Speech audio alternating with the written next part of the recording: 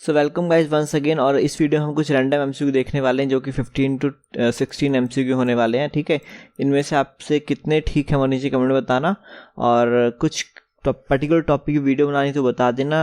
Next Sunday से try करूँगा मैं कि डिफरेंस पे वीडियो आए, एक्स और वाई में क्या डिफरेंस है, मतलब टॉपिक पे डिसाइड होगा वो।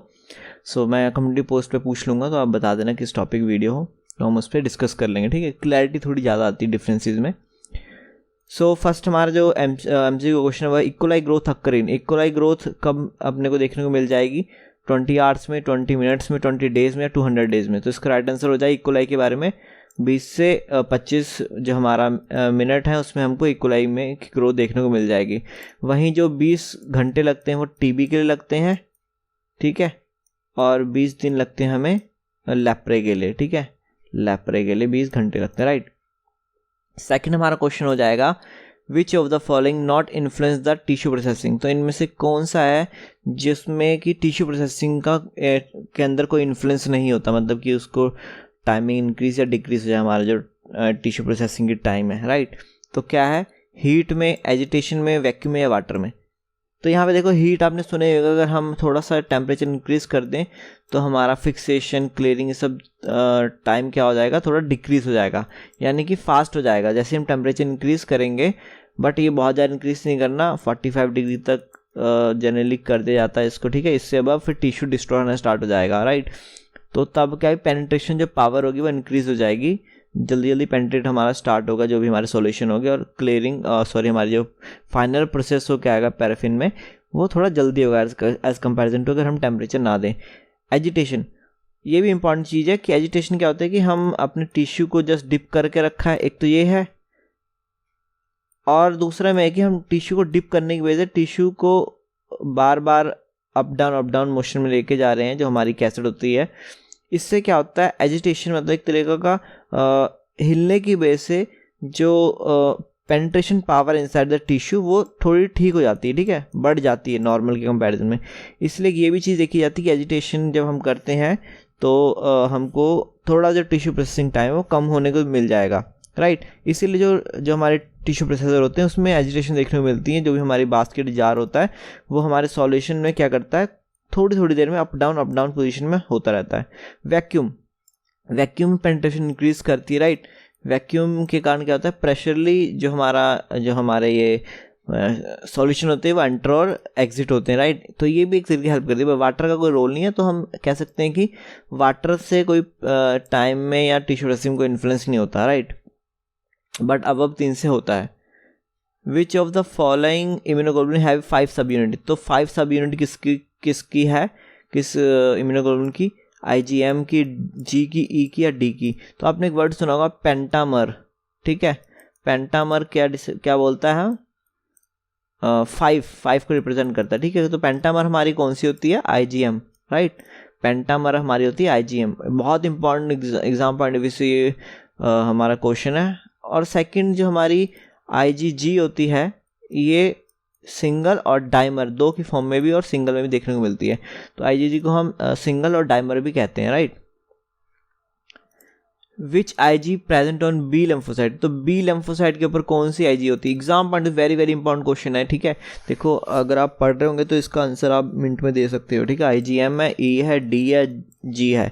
तो जो हमारी IgD होती है उसके सरफेस के ऊपर क्या होता है? B लिम्फोसाइट होती है, ठीक है। सपोज ये हमारा B लिम्फोसाइट है तो इसकी सरफेस पे क्या होगी? IgD होगी, राइट। नेक्स्ट क्वेश्चन है which of the following is not a part of dehydration. तो ये इसमें से कौन सा है जो कि डिहाइड्रेशन का पार्ट नहीं है? इथेनॉल, आइसोप्रोपेनॉल, ज़ाइलिन या एसीटोन। तो डिहाइड्रेशन यानी कि पानी को निकालना, तो मेनली ध्यान रखो कि अल्कोहल बहुत इंपॉर्टेंट चीज़ है पानी को निकालने के लिए, राइट। तो इथेनॉल एक तरह का अल्कोहल है और आइसोप्रोपाइल भी, बचा 2। तो ज़ाइलिन क्या होता है? मेनली क्लीयरिंग एजेंट है, ज़ाइलिन को हम कहते हैं क्लीयरिंग एजेंट।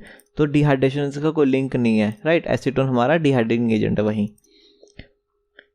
नेक्स्ट क्वेश्चन की तरफ बढ़ते हैं। Which is the main difference between plasma and serum. Plasma and serum का मेन डिफरेंस क्या है? फैक्टर 7 है, 8 है, फिब्रिनोजन है या फैक्टर 11 है। तो यहाँ पे राइट आंसर हो जाएगा फिब्रिनोजन। फिब्रिनोजन है वो हमारा प्लाज्मा में होता है, ठीक है, प्लाज्मा में फिब्रिनोजन होता है और सीरम में वो नहीं होता, क्योंकि ये यूटिलाइज जाता है क्लॉट फॉर्मेशन में, राइट। फिब्रोजन टू फिब्रिन में कन्वर्ट होता है ना, फिब्रोजन से फिब्रिन में कन्वर्ट होता है जब हमारा फैक्टर 13 इसके ऊपर काम करता है, राइट। ये ध्यान देने वाली बात है। Kahn test, so Kahn test क्या है? Kahn test is a slide flocculation, slide precipitation, slide flocculation या agglutination. Sorry, first time tube flocculation. इसका आंसर भी यही है कि ट्यूब फ्लोकुलेशन जो टेस्ट होता है। सो बेसिकली दो तरह के हमारे फ्लोकुलेशन होते हैं, ट्यूब और स्लाइड बेस्ड, ठीक है। एक स्लाइड पे करते हैं, एक ट्यूब पे करते हैं। और जो खान है ये सिफिलिस के रिगार्डिंग एक टेस्ट है, ठीक है। सिफिलिस के रिगार्डिंग टेस्ट है, सिफिलिस के रिगार्डिंग टेस्ट है। और ट्यूब के थ्रू जब हम इसको करते हैं तो खान इसको कहते हैं, और स्लाइड में जब इस टेस्ट को करते हैं तो VDRL आपने नाम सुना होगा। तो ये है स्लाइड फ्लोकुलेशन टेस्ट और ये है ट्यूब फ्लोकुलेशन टेस्ट। इंपॉर्टेंट चीज़ है एग्जाम पॉइंट ऑफ व्यू से। देन हमारा 8th क्वेश्चन है, वो है dilution ratio of WBC diluting fluid. Dilution ratio क्या है WBC डाइल्यूटिंग फ्लूइड की? 1:10, 20, 200 और 120। तो ये हमारी 1:20 आपको पता भी होगा। ये हम इसमें 1 पार्ट हमारा ब्लड लेते हैं और 19 पार्ट हमारा diluting fluid, right. 9th question क्या है हमारा? Amoebic dysentery cause by. तो अमीबिक डायसेंट्री किसके कारण होती है? बैक्टीरिया से, वायरस से, पैरासाइट से या ऑल ऑफ अबव? इसका राइट आंसर क्या होगा?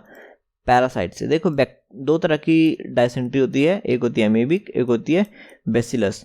तो बेसिलस किस में देखने को हमको? बैक्टीरिया में, कोकाई, बेसिलाई, ये किस में देखने को? बैक्टीरिया में। तो जो बेसिलस डायसेंट्री होगी वो बैक्टीरिया से होगी। अमीबा किस में देखने को मिलता है? आपने नाम सुना होगा एंट अमीबा हिस्टोलिटिका, है ना। तो अमीबा किस में है? पैरासाइट में। इसीलिए इसका राइट आंसर हो जाएगा पैरासाइट, और एंट अमीबा ही कोज करता है हमारा अमीबिक डायसेंट्री, राइट। तो नेक्स्ट क्वेश्चन हमारा क्या है? 10th, each immunoglobulin contain. तो जो हमारी इम्यूनोग्लोबिन होती है उसमें क्या होता है? कापा होता है, लैम्डा होता है, या आइदर कापा और लैम्डा होगा या बोथ होंगे, राइट। तो इसका राइट आंसर हो जाएगा 3rd वन, आइदर कापा होगा या लैम्डा होगा, दोनों कभी नहीं होती, ठीक है। इंपॉर्टेंट क्वेश्चन है और ये रिपीट हुआ, आई थिंक पिछली बार वीडियो मैंने पूछा था, यहाँ पे रह गया। तो कापा एंड लैम्डा दोनों ही इंपॉर्टेंट होती है, बट एक टाइम पे या आइदर कापा होगी या लैम्डा होगी, right. Which of the following show increase MCV of RBC? इनमें से कौन सा होता है जिसके कारण कि RBC का जो MCV है, मीन सेल वॉल्यूम, वो इंक्रीज हो जाएगा? सो फर्स्ट है folate deficiency, B12 deficiency, megaloblastic anaemia या ऑल ऑफ अबव? इसका राइट आंसर क्या हो जाएगा? All of above. फॉलेट की डेफिशिएंसी से भी क्या होगा? MCV इंक्रीज होगा, B12 से भी, और मेगालोब्लास्टिक एनीमिया तो हाई MCV इंक्रीज करेगा, जिसका कारण B12 और फॉलेट दोनों हो सकते हैं। इसका राइट आंसर क्या हो जाएगा? All of above, right. Then 12th question, Schuffner dot present in. बहुत बार एग्जाम में क्वेश्चन रिपीट होता है, Schuffner dot present in. So vivax में, ओवेली में, फेल्सीपैरा में, all of above? Right answer क्या हो जाएगा? वाइवेक्स में हमको स्कफनर डॉट देखने को मिलते हैं, राइट। क्या है? प्लाज्मोडियम केस की बात कर रहे हैं हम, right. Which embedding media use for EM? तो EM क्या है यहाँ पे? इलेक्ट्रॉन माइक्रोस्कोपी के लिए कौन सा मीडियम यूज होता है? रेजिन, पैराफिन, वैक्स, सेलोइडिन या जेलेटिन? तो क्या होता है? रेजिन, ठीक है। अपॉक्सी रेजिन जो कि हम यूज़ करते हैं इलेक्ट्रॉन माइक्रोस्कोपी के लिए, राइट। और पैराफिन वैक्स हम जनरली यूज़ करते हैं हमारा जो हमारी नॉर्मल माइक्रोस्कोपी, सॉरी अपना ब्लॉक बनाते हैं हम टिश्यू ब्लॉकिंग के लिए, not for EM। Then 14th question, which glucose present in milk? तो मिल्क में कौन सी ग्लूकोज होती है? ग्लूकोज, गैलेक्टोज, लैक्टोज या स्टार्च? तो राइट आंसर हो जाएगा इसका लैक्टोज, ठीक है। लैक्टोज जो हमारे दूध होता है उसमें लैक्टोज होती है, और इसलिए आपने एक वर्ड सुना होगा लैक्टोज इंटॉलरेंस। ये एक तरह का लैक्टेस एंजाइम जब नहीं होगा तो लैक्टोज क्या होगा? हमारी बॉडी में डाइजेस्ट नहीं होगा, जिसकी वजह से हमारा पेट में इनडाइजेशन होगी, ठीक है। और मेनली किसको होती है? अडल्ट्स में देखने को हमको दिक्कत देखने को मिलती है। इसीलिए जो एज के हिसाब से बड़े दूध नहीं पी पाते, राइट। बच्चे दूध पी लेते हैं, बट कई बार बच्चों में देखने को मिलती है, ठीक है। इनबॉर्न लैक्टेज की डेफिशिएंसी होती है उनमें। नेक्स्ट क्वेश्चन हमारा, बैक्टीरिया लैक फॉलोइंग। बैक्टीरिया इनमें से क्या नहीं होता उसके पास? माइटोकॉन्ड्रिया, राइबोसोम, गोल्गी बॉडी या DNA? इनमें से क्या नहीं होता? तो राइट आंसर इसका देखो यहाँ पे थोड़ा कंफ्यूजन हो गया। इसके माइटोकॉन्ड्रिया, गोल्गी बॉडी दोनों ही हार ऑर्गेनिज्म में होते हैं, जैसे कि प्लांट हो गया, फंगस हो गया, या ह्यूमन बॉडी सेल हो गया, इसके अंदर हमको गोल्गी या माइटोकॉन्ड्रिया देखने को मिलता है। राइबोसोम तो इसमें भी देखने को मिलता है और प्लांट में भी या ह्यूमन में भी, और डीएनए भी, ठीक है। डीएनए सर्कुलर डीएनए होता है, ठीक है, या लीनियर होता है। तो ये आपने पढ़ा होगा बैक्टीरिया की चैप्टर में। तो यहाँ पे इसका राइट आंसर दोनों ही है, हो जाएंगे, ठीक है।